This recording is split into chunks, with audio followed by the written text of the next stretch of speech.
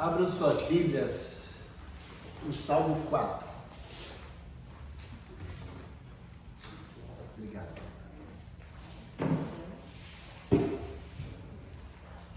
Salmo 4.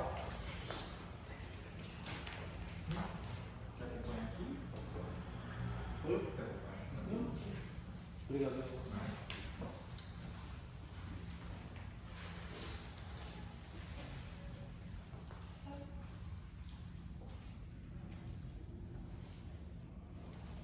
Algumas Bíblias, né, tem os títulos lá do Salmo, né? Aqui no NVI diz que é um Salmo de Davi que ele compôs para o mestre de música, que seria o ministro de louvor hoje, né? E que foi um salmo escrito para ser louvado com instrumentos de corda, né? Seria o irmão Adelson lá no templo na roda, com o violão dele lá, né? Diz assim aqui na minha versão NVI: responde-me quando clamo, ó Deus que me fazes justiça. Dai-me alívio da minha angústia. Tem misericórdia de mim e ouve a minha oração. Até quando vocês, ó poderosos, ultrajarão a minha honra? Até quando estarão amando ilusões e buscando mentiras? Saibam que o Senhor escolheu o piedoso. O Senhor ouvirá quando eu o invocar. Quando vocês ficarem irados, não pequem. Ao deitar-se, reflitam nisso e aquietem-se.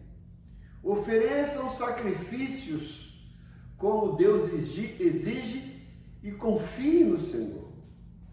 Muitos perguntam: quem nos fará desfrutar o bem? Faze, ó Senhor, resplandecer sobre nós a luz do teu rosto.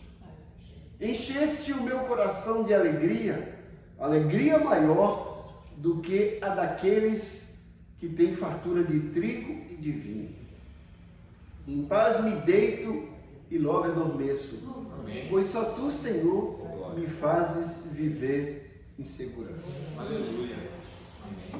Como a gente tem falado, né, nós temos usado um pouco do tempo para falar dos Salmos, né? Antes de eu sair de férias eu preguei no Salmo 32, voltei, preguei domingo também no Salmo 3, e se vocês têm acompanhado os devocionais nos Salmos, amanhã é o Salmo 54, né? E a nossa proposta é cobrir todo o livro de Salmos nesses devocionais. O livro de Salmos, como eu já falei, é o cântico. É um livro de cânticos. Cada salmo é um cântico. É o cantor cristão do povo de Israel, seria a harpa cristã do povo de Israel. E para nós, além de ser esse cântico, é a palavra de Deus que foi deixada para nós. E cada salmo, apesar e além de ser um cântico, quando a gente entende o contexto do salmo em que ele foi escrito, a gente dá mais valor e a gente vai entender por que tem essas palavras. A maioria dos salmos são experiências pessoais que os compositores dos salmos viveram. E eles transformam isso em poesia e em música.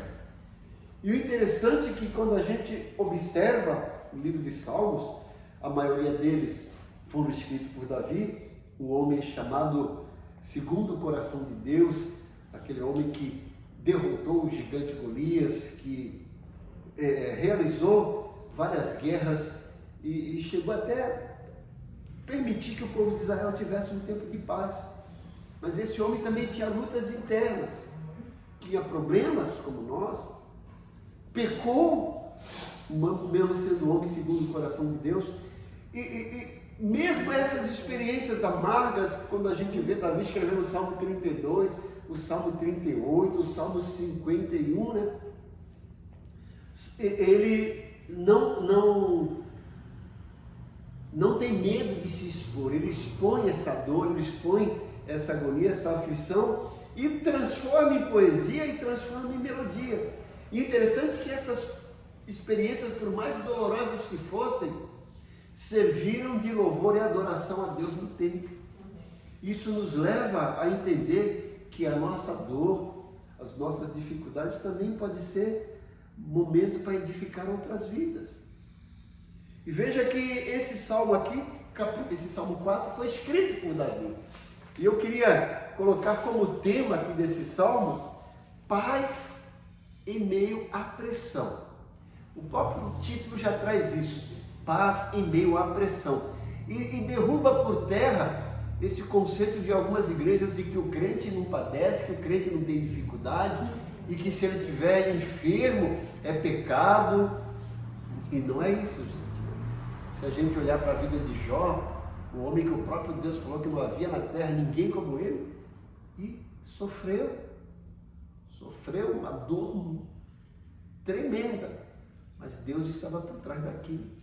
Então não significa que as nossas dores, as nossas enfermidades necessariamente sejam fruto de pecado e desobediência, mas pode ser também.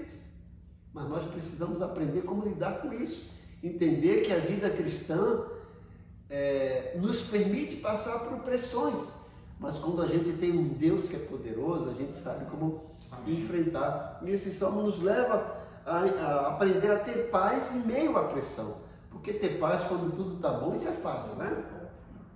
Então, como encontrar uma paz verdadeira quando estamos sendo pressionados por circunstâncias difíceis?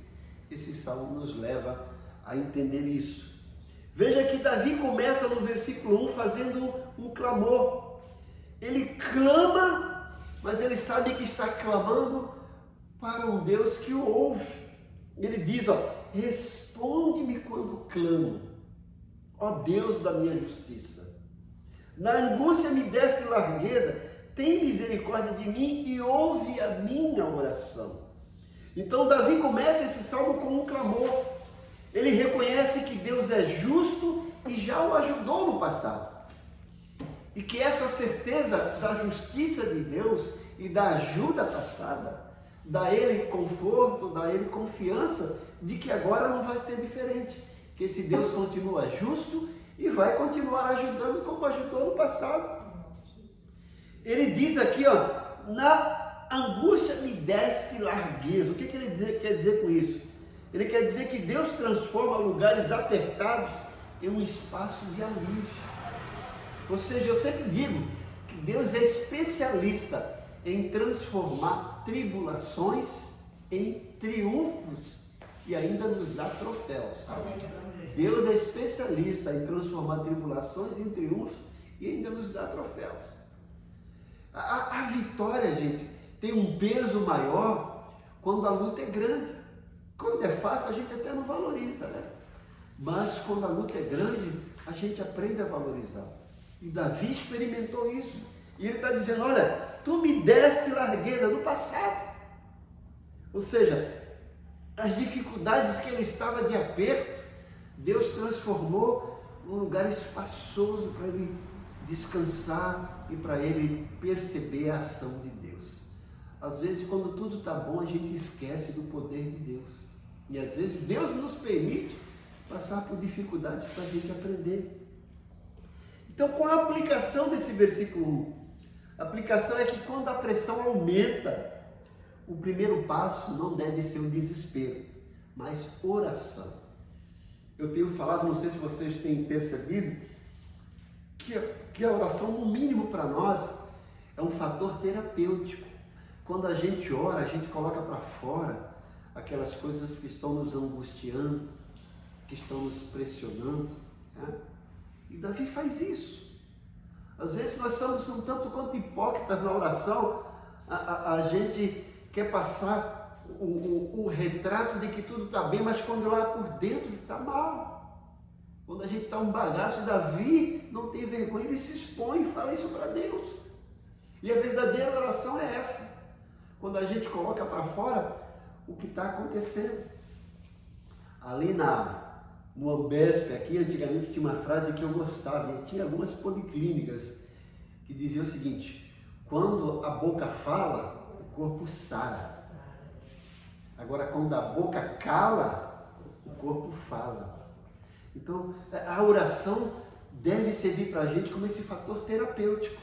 Mas, além por trás desse fator terapêutico, nós precisamos entender que não são palavras soltadas ao vento, que existe alguém que está lá, que eu tenho dito que é o Supremo Tribunal do Universo. O Supremo Juiz está lá ouvindo as nossas orações.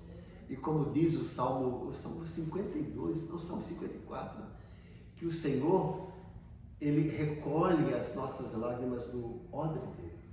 Então, Deus ouve a nossa oração. Então, a gente tem certeza que tem alguém ouvindo e que esse alguém não é uma pessoa comum. É o Deus poderoso, misericordioso, é o Criador do universo. Então, Davi começa clamando, né? Ouve, responde-me, certo? Então, quando a pressão aumenta, o primeiro passo não é o desespero, é a oração. E precisamos lembrar do que Deus já fez por nós no passado, e isso vai renovar a nossa fé.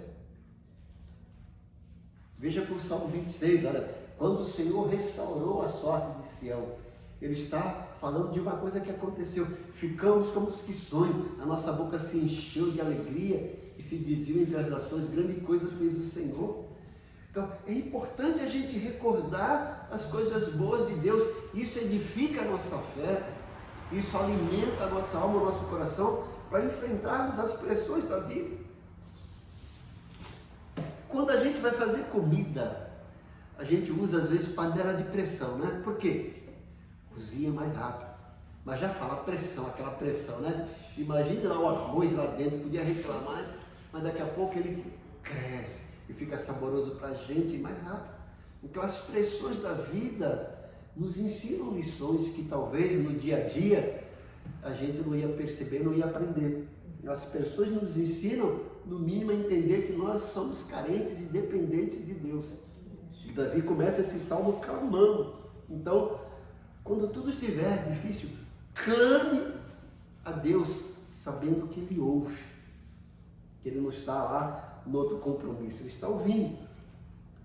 Nos versículos 2 a 3, o salmista nos leva a entender que nós precisamos confiar em quem é o nosso verdadeiro valor. Em quem que realmente a gente vai depositar a nossa confiança. Ele diz assim, ó, faz uma pergunta, né? Até quando, ó homens, tornarei a minha glória em vexame e amareis a vaidade e buscareis a mentira? O que Davi está querendo dizer com isso?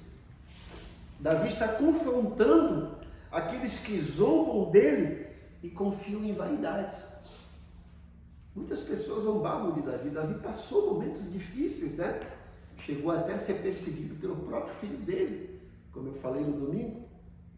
E ele faz essa confrontação. E depois ele declara: o Senhor separou para si aquele que lhe é querido. Ou seja, ele está dizendo que Deus escuta os seus. Mais uma vez, ó, ele está dizendo: Senhor, tu escuta a minha oração, me responde. E agora ele está afirmando: Deus escuta aqueles que são seus, né? Amém. Ele diz isso no versículo: saiba que o Senhor escolheu o piedoso, o Senhor ouvirá quando ele invocar. Que coisa bonita saber que a gente pode recorrer a Deus e Deus está nos ouvindo. Às vezes a gente quer ter uma audiência com alguma pessoa que é importante, ele não tem tempo para a gente, não tem agenda, não nos ouve. Deus está sempre ali atento para ouvir o nosso clamor. E a gente pode ter certeza. Qual a aplicação disso? A aplicação que o nosso valor não está na opinião dos outros, mas no fato de que nós fomos escolhidos por Deus. Deus nos escolheu. Davi fala isso de uma forma tão maravilhosa no Salmo 139. Dou graça porque de uma forma maravilhosamente assombrosa tu me formaste, né? Ele começa a dizer que Deus já sabia de tudo quando ele estava lá no ventre da mãe, já como um embrião. Isso é coisa bonita, né? Maravilhosa. Outra coisa que a gente aprende aqui é rejeitar o desejo de agradar as pessoas à custa da nossa fé. Nós não estamos aqui para tentar agradar os outros, né? A gente tem que fazer essa política de ser amável com as pessoas, mas não ficar se preocupando em agradar um e agradar o outro, senão a gente perde a nossa identidade. O nosso maior compromisso é agradar a Deus. Se a gente agradar a Deus, não importa quem a gente desagrade. Agora também, se a gente desagradar a Deus, não importa quem a gente agrade. Então Deus deve ser prioridade. Nos versículos 4 a 5, eu coloquei como tema responder com reverência e não com reação. Porque nós somos, às vezes, peritos em agir sem pensar, agir com volúpia.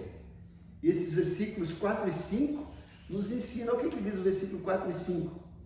Quando vocês ficarem irados, não pequem. E ao deitar-se, reflitam nisso e aquietem-se. Então, o salmista diz que nós estamos sujeitos a ficar irados. E ira em si necessariamente não é pecado. O pecado é quando a gente deixa essa ira ganhar terreno na nossa vida e se transformar em ódio, em amargura, em rancor. E por isso que ele fala, olha, quando vocês ficarem irados, não pequem. Paulo repete isso, se não me engano, em Efésios 4, 7, né? Irai-vos, não pequeis, não se deixe colocar o sol sobre vossa ira. Então nós temos que aprender, porque tem pessoas que falam sem pensar. E depois, para consertar, há um ditado que eu sempre gosto, é que nós somos senhores das palavras não ditas e escravos das palavras proferidas. Então é melhor a gente pensar antes de falar. Porque se a gente falar sem pensar, a gente pode magoar as pessoas e depois, para consertar aqui, a gente sempre tem aquela opinião de querer julgar as pessoas. Sabe? Às vezes o irmão vai lá, o irmão está com dor, a gente... Isso é pecado, é falta de fé, meu irmão. E às vezes não é. Às vezes o irmão está passando por uma situação difícil. É porque tu não é fiel no dízimo. É o devorador. E necessariamente não é. Nós temos que aprender a transmitir palavras dóceis, né? Que curam. Não é passar a mão, né, no pecado. Mas mesmo quando a pessoa está em pecado, com um erro, a gente tem que saber falar. A gente tem que aprender a falar a verdade, mas com amor. Porque a verdade sem amor não deve ser dita. O amor deve ser o basilador das nossas reações, das nossas palavras também. Então, aprender como falar. Meu irmão, eu acho que isso aqui está errado, é diferente. Isso é pecado! Tem pessoa que se gaba, eu tenho um dom de exortação, e acha que exortar é descer a lenha, né? Exortar não é isso, exortar é estar do lado, né? Então, é isso que a gente tem que aprender. Aprender a responder com reverência e não com reação, com aquela volúpia, né? Ele fala, irai-vos, não pequei, consultai no travesseiro o coração e sossegai. Então, lembra aquele ditado, conta até 10, respira um pouquinho. Às vezes o silêncio vale mais do que qualquer palavra. Qual a explicação disso? Davi nos aconselha a ter autocontrole, domínio próprio, que é um fruto do Espírito. Mesmo com ira justa, não pegue. A resposta sábia vem de uma alma quieta, que busca Deus em secreto e sabe como responder, como transmitir, né? Se não me engano, Provérbios 15 fala que a resposta branda desvia o furor, mas a resposta dura suscita ira. A minha avó dizia assim, olha, ele já vem com 4 pedras, né? Então, se ele já vem com 4 pedras, coloque seu escudo de descanso, não vai com mais pedras, senão vai virar uma pedreira, né? Vai com calma. O irmão vai com aquela coisa, você, meu irmão, foi isso mesmo que eu fiz com você, me perdoa, eu não prestei. Você desarma, irmão. Desarma a pessoa. Então a gente tem que aprender. É isso que o salmista está querendo mostrar para a gente aprender a ter autocontrole. E assim a gente vai vencer as pressões da vida. Davi, uma certa vez, ia passando por um lugar e tinha um camarada que começou a açoitá-lo, falar mal dele, zombar dele, amaldiçoar. E aí um soldado, meu rei, quer que eu decepe esse camarada? Davi, não faça isso. Talvez foi o próprio Deus que usou ele. Não faça isso. É com calma. Aprenda a se calar. O silêncio vale ouro. Aprenda. Com a aplicação disso, gente, é que nem toda emoção deve ser expressa. Ore antes de reagir. Pense antes de falar. Às vezes, o melhor argumento é o silêncio aos pés de Deus. Vá reclamar com Deus. Aquele irmão te irritou e depois você chega no quarto e fala assim: Deus, eu queria pegar aquele cara pelo colarinho, eu queria dar uns dedos. Mas obrigado que o Senhor me dá autocontrole. Me ajuda, Senhor, a não querer usar o meu braço para fazer as coisas, mas usar o meu joelho. Em vez de usar o braço, o punho, use o joelho. Eu tinha um aluno que dizia assim, quando alguém destratava ele, falava assim: olha, eu vou colocar tudo debaixo do meu joelho. Cara, o que é isso? Colocar debaixo, sim, colocar tudo debaixo do meu joelho, vou orar. Aprenda isso, né? E nos versículos 6 aos versículos 7, nós temos aqui proclamar a fonte da alegria. Qual a fonte da nossa alegria? Davi diz: há muitos que dizem, quem nos dará a conhecer o bem? Aí ele fala: Senhor, levanta sobre nós a luz do teu rosto. Então Davi está mostrando que as pessoas buscam felicidade nos bens, no poder aquisitivo, no seu status, no seu saldo bancário. Mas Davi está dizendo que ele busca refúgio, segurança no rosto de Deus, na pessoa de Deus. A nossa confiança está em Deus. Ele vai, se não me engano, no Salmo 22, que ele fala assim: muitos confiam em carros e em cavalos. Ele era o rei, mas nós faremos menção do nome do Senhor. Isso é melhor.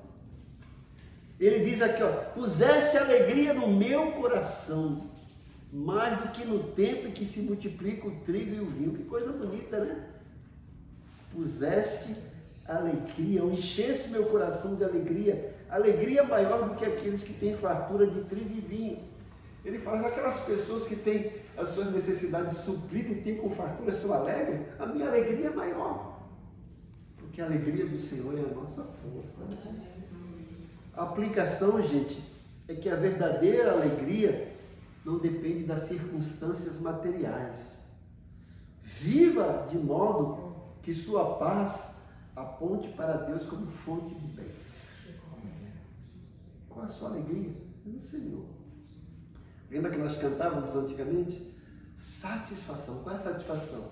Satisfação é ter a Cristo, não é melhor prazer já visto, sou de Jesus, e agora eu sinto satisfação sem fim, sem paz real, sem gozo na aflição. Olha lá, achei o segredo, é Cristo no coração. Ó, ter paz no meio da aflição, ter alegria no meio da aflição, é Cristo no coração. Essa é a verdadeira satisfação. E aí no versículo 8, último versículo, veja que contraste, gente. Ele começa o versículo 1: responde quando clamo a Deus, me faz justiça, dê alívio à minha angústia. E agora ele chega no versículo 8: em paz me deito e logo adormeço, porque só tu, Senhor, me fazes viver em segurança. Então, Davi nos mostra que a gente pode descansar sob segurança do Senhor. Em paz me deito e logo pego no sono. Não fica com insônia, não fica remoendo, gente. Ele consegue dormir em meio à aflição, em meio a essa dificuldade. Davi termina esse salmo com confiança e tranquilidade. O sono é um sinal de fé ativa. Ele confia tanto que pode descansar. O problema está lá, mas ele confia que o problema é menor do que o Deus poderoso, e que esse Deus poderoso vai cuidar desse problema. Então ele pode dormir, pode descansar. A paz de Deus, gente, não significa ausência de problemas, mas segurança no meio deles. O descanso físico e espiritual começa quando confiamos totalmente no Senhor. Às vezes nós queremos fazer as coisas da nossa maneira, vai dar problema. Veja Jacó, gente. Deus prometeu tanta coisa, mas ele quis fazer a coisa do jeito dele, teve tanto problema, né? Faça no modo de Deus. O modo de Deus é o melhor, certo? Quais são as lições finais e aplicações práticas desse Salmo 4 para nós? Ore com fé, lembrando do que Deus já fez. Quando a gente lembra, isso edifica a nossa fé, fortalece a nossa confiança em Deus. Não troque sua identidade em Deus por aprovação humana. Mantenha sua identidade com Deus. Isso é o mais importante. Controle suas emoções com sabedoria e reverência. E isso, gente, não é fácil. Mas quanto mais a gente tem uma intimidade com Deus, quanto mais a gente desenvolve esse relacionamento com Deus, a gente vai aprender. É um processo, é um aprendizado contínuo. Busque alegria em Deus, não nas coisas. Não é bom ter uma casa nova, é bom ter um carro novo, é bom ter um bom saldo bancário, é bom ter uma saúde, mas nada disso vai nos dar segurança e certeza. A nossa alegria não está nessas coisas, está em Deus. Lembra que Jesus fala em Mateus 6, 19, né? Não junteis para vós tesouros, onde, aqui na terra, onde a prata, onde a traça e o ferrugem corrói, consome, o ladrão mina e rouba. Mas ajunteis para vós tesouros dos céus, onde nem a traça, nem o ferrugem corrói, consome, nem o ladrão mina nem rouba. Aí ele fala no versículo 33, buscai, pois, em primeiro lugar o reino de Deus, e as outras coisas vos serão acrescentadas. Depois ele fala, não vos preocupeis com o dia da manhã. Que coisa bonita, né? Durma em paz, sabendo que Deus está no controle.